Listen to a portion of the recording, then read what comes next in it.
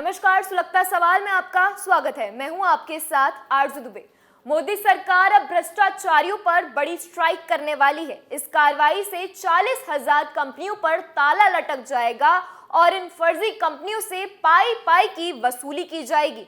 इस खबर के सामने आते ही फर्जीवाड़ों की गैंग में भगदड़ मच गई है। क्यों? क्योंकि देश में बड़े लेवल पर शेल कंपनियों के जरिए भ्रष्टाचारी धंधा चलाया जा रहा है। इससे न सिर्फ देश को नुकसान पहुंचाया जा रहा है, बल्कि देश में लोगों को हजारों करोड़ों का चूना भी लगाया जा रहा है। मोदी सरकार के इस कदम से कई सवाल सुलग रहे हैं। देखिए, क्या 40,000 कंपनियों पर लटकेगा ताला? क्या मोदी सरकार के पास शेल कंपनियों की लिस्ट? क्या 40,000 शेल कंपनियों के मालिक जाएंगे जेल? क्या बड़े बड़े नेताओं का होगा भंडाफोड़? इन सवालों ने सियासी पारा चढ़ा दिया है और तमाम उन नेताओं की टेंशन हाई कर दी है जो शेल कंपनियों से गठजोड़ पर जेल की हवा खा रहे हैं। इस मुद्दे पर चर्चा आगे करेंगे, लेकिन इससे पहले धमाकेदार खबर बता देते हैं। दरअसल मोदी सरकार फर्जीवाड़ों पर लगाम लगाने के लिए एक बड़ा प्लान तैयार कर रही है। सरकार ने मुखौटा कंपनियों यानी शेल कंपनियों के खिलाफ सख्त कदम उठाने का फैसला किया है। सरकार के निशाने पर एक नहीं, दो नहीं, बल्कि 40,000 ऐसी कंपनी है जिन पर गाज गिरने वाली है। दरअसल कॉर्पोरेटिव मंत्रालय ने 40,000 से ज्यादा कंपनियों का रजिस्ट्रेशन कैंसिल करने का फैसला लिया है।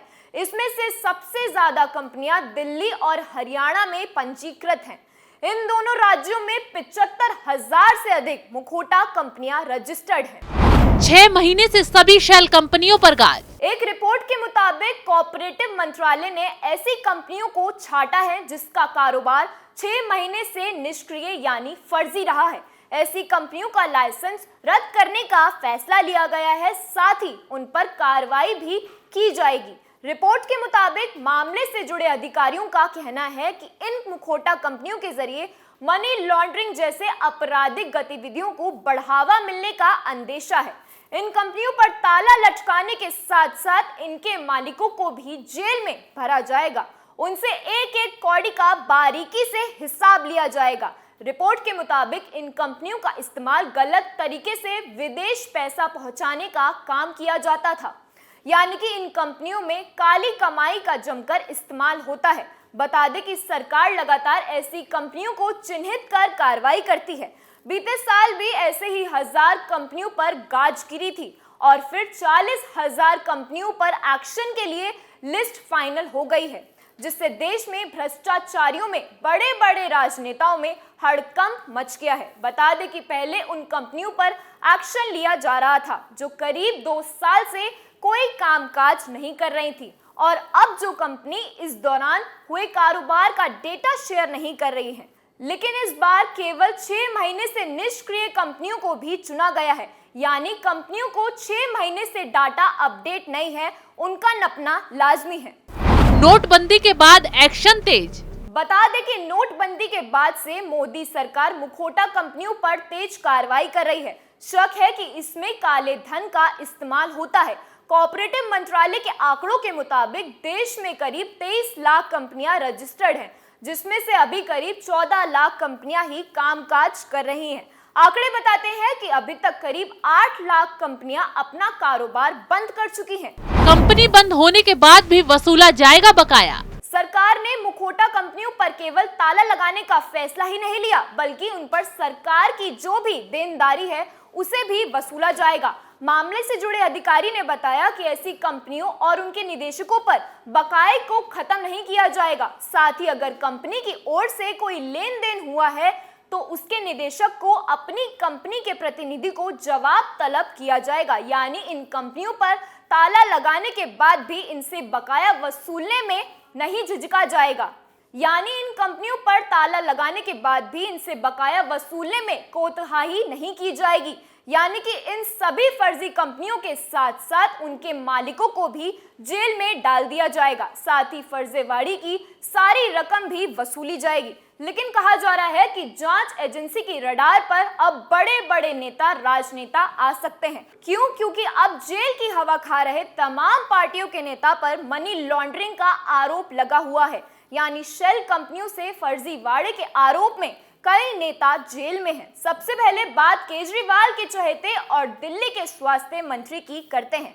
दरअसल ईडी ने सत्येंद्र जैन को कोलकाता में एक शेल कंपनी में हुए मनी लॉन्ड्रिंग के मामले में गिरफ्तार किया है। इस मामले में सीबीआई ने भी केस दर्ज किया है।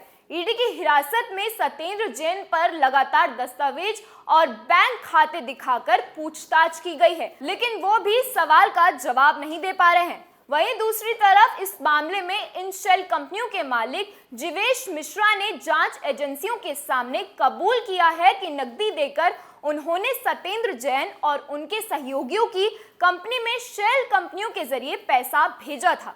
तो ऐसे में शिकंजे में सत्येंद्र जैन भी आ सकते हैं। वहीं दूसरी तरफ बात ममता बनर्जी के चहेते नेता अनुव्रत मंडल की करते हैं। अनुव्रत मंडल भी जेल में बंद हैं। उन पर और उनकी बेटी पर भी शेल कंपनियों से फर्जीवाड़ा का आरोप है। इस मामले में ईडी अनुव्रत मंडल की बेटी को तलब भी कर चुकी है। ईडी ने उनसे 2 कंपनियों के बारे में जानकारी मांगी थी, जिस पर जांच एजेंसी ने कहा कि सुकन्या की वार्षिक आय 2013-14 से वित्तीय वर्ष में 3,10,000 से बढ़कर 2020-21 में 1,45,00,000 रुपए की हो गई है। तो ऐसे में आय के साथ साथ पैसे देने वाली कंपनी भी जांच के घेरे में आ गई है। वहीं ममता के मंत्री रहे शिक्षक भर्ती घोटाले के मास्टरमाइंड पार्थ चैटर्जी और उनकी कैश बाला अर्पिता का कनेक्शन भी जेल कंपनियों से निकला था। बताया गया था कि ये लोग ब्लैक मनी को व्हाइट मनी करने के लिए शेल कंपनियों का इस्तेमाल करते थे, जिसकी फिलहाल जांच चल रही है। वहीं बात महाराष्ट्र की करें तो महाराष्ट्र में भी चाहे नवाब मलिक हो या अनिल देशमुख, दोनों की जेल की हवा ही खा रहे हैं। इन पर भी शेल कंपनियों के जरिए भ्रष्टाचार का आरोप लगा है। इन लोगों ने भी फर्जी कंपनियों के जरिए लाखों करोड़ों की कमाई की है।